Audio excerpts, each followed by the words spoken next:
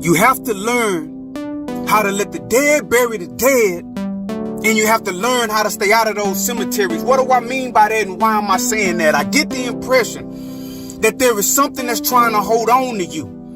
And that thing is trying to hold on to you because it wants to bind you up and make you subservient to the situations around you.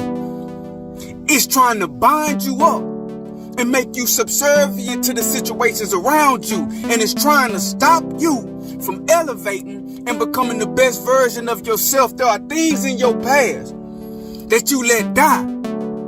And those things in your past that you have let die are trying to resurrect in the new life that you have created for yourself and drag you back down into the pits of poverty, emotional trauma, despair, hopelessness, and torment. And it is your job to not let it.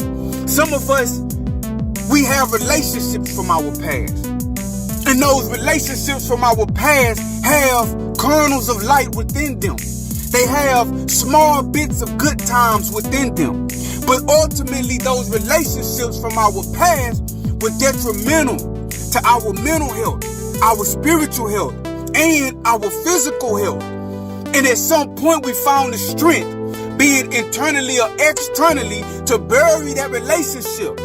But there will be something that will come, right? There will be something that will come that will try to resurrect that relationship in your life, and it will try to reconnect with you and bond back to you, to drag you down, tie you up, and make you subservient once again to the things that you have been released from, to the things that you have been saved from, to the things that you have been spared.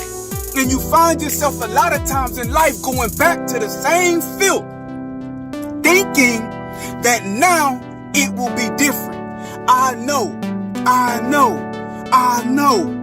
When I was in that relationship, everything went bad. When I was in that relationship, I cried. When I was in that relationship, I mourned pieces of myself that died daily. When I was in that relationship, I was stressed out.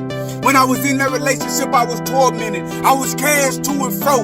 But now that I'm older, now that I'm wiser, now that I've had some more conversations with somebody, I think that I'm strong enough now to engage with this individual, to engage with that relationship. And I think that I'm strong enough to make it work. And you dig it up. You go back to the graveyard and you dig up the dead. You dust off the dead and you embrace the dead back into your life, only to have that which was dead slowly begin to kill the new life which has arose and sprung forth in your life. And so you know what that tells me is you have not yet learned how to let the dead bury the dead and how to stay out of those cemeteries.